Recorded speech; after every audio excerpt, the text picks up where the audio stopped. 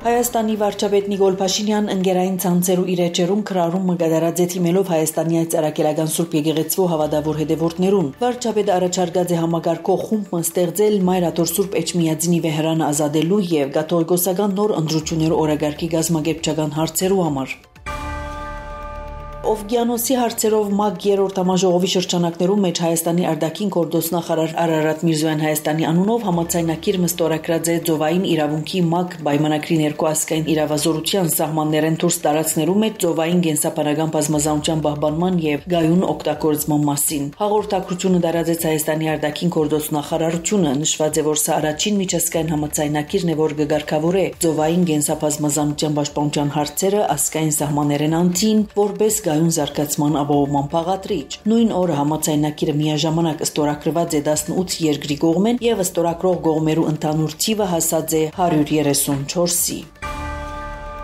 Աշխատանքային այցով Ֆրանսա գտնվող նախագահ Վագն Խաչատուրյան ՄԱԿ-ի Օվկիանոսի հարցերով երրորդ համաժողովի շրջանակներում մեջ հանդիպում ունեցած է ՄԱԿ-ի կենսաբանական բազմազանության գործադիր քարտուղար Աստրիդ Շումեյքերի հետ։ Հանդիպման ընթացքին քննարկված է հաջորդ տարի Երևանի մեջ կայանալիք կենսաբազմազանության մասին ՄԱԿ-ի COP17 համաժողովի գազམ་ագերբչական եւ փոխանցագային հարցեր։ Անդրադարձ կատարված է նման խոշոր միջազգային միջոցառումներու կարեւորության, բնապահպանական եւ համաշխարհային մարտահրավերներում։ Նախագահը վերահաստատած է Հայաստանի հանձնարարությունը համաժողովը բարձր մակարդակով գազམ་ագերբելու հարցով, ընդգծելով, որ նման հարթակի հյուրընկալությունը միաժամանակ մեծ բադիվ է, սակայն նաեւ պատասխանատու եւ բարդավորեցնող առաքելություն Հայաստանի համար։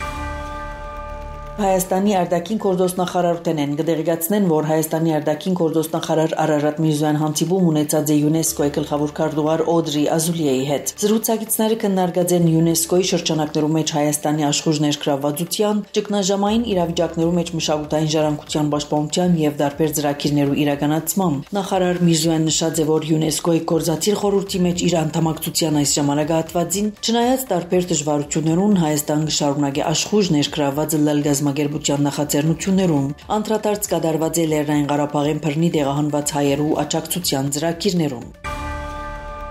Ամերիկայի մեջ Հայաստանի տեսփան Լիլիթ Մագունց ներկա գտնվեցավ Օհայո նահանգի մեջ Քլիվլենդ քաղաքի Հայաստանի Բադվո հյուպատոսարանի բացման պաշտոնական արարողության գայտնեն Ամերիկայի մեջ Հայաստանի տեսփանատունեն։ Մասնակցած են Օհայոյի նահանգային եւ Քլիվլենդի քաղաքային իշխանության ներկայացուցիչներ, Շիկագոյի Հայաստանի Բադվո հյուպատոս Օսկար Թադոսյանը, Օդարերգա Բադվո հյուպատոսներ, ինչպես նաեւ հայ համայնքի ներկայացուցիչներ։ Լիլիթ Մագունց հույս հայտնած է, որ Բադվո հյուպատոսարանի բացումը նոր թափ պիտի հաղորդի Հայաստան-Ամերիկա հարաբերություններու հետագա եւ խորացման, ինչպես նաեւ հայ համայնքի եւ Ամերիկայի մեջ Հայաստանի Հանրապետության տեսփանության գաբերու ամրապնդման։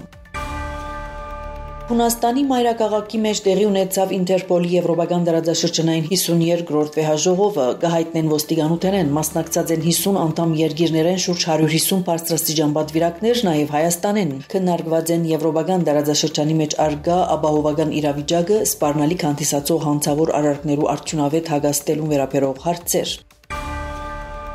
Ամերիկայի նախագահ Դոնալդ Թրամփ Գազայի մեջ շարունակվող ռազմական գործողություններու մասին խոսելու ադեն ասաց է, որ Գազան այժմ կարևոր բանակցություններու կենտրոնին է, որոնք կմասնակցի նաև Իրանը։ Բանակցությունները տեղի կունենան Համասի, Իսրայելի եւ Իրանի միջև հայտարարած է Թրամփ, ավելցնելով, որ տեսնենք, թե ինչ պիտի ստացվի։ Մենք կուզենք, որ բադանտները վերադառնան։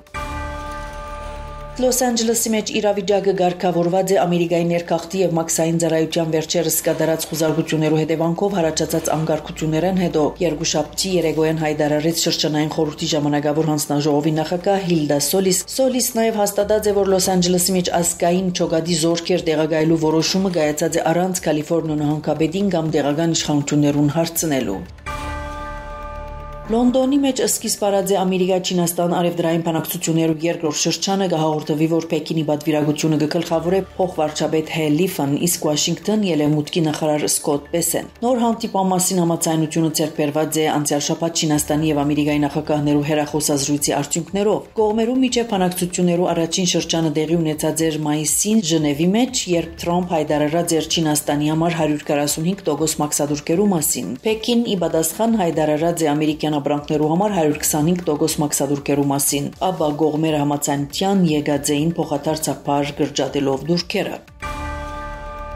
Գիշերը ռուսական կողմը անօթաչուներով հարվածներ հաստուցած է Կիևի քանի շրջաններում վրա։ Այրած են մեքենաներ եւ բահեստային տարածքներ։ Կիևի քաղաքապետ Վիտալի Կլիչկոն հայտնած է մայրաքաղաքի մեջ 4 վիրավորներու մասին։ Հարվածներ եղած են նաեւ Օդեսային, վնասված է ծննդատուն եւ բնակելի շենքը։ Նախնական տվյալներով 2 անձ մահացած է, 9 վիրավոր կա։ Նշված է, որ գիշերային հարվածներն ամենեն շատը դուժած են Կիևի եւ Օդեսայի շրջանները։ Ուկրաինական կողմը հայտնած է նաեւ Սումիի հարվածներու մասին, մարզային ռազմական վարչութեն են հայտնած են, որ զոհերու թիվը հասած է 6-ի։ Ցեզի հետեր Անի Զեյթունցյանը։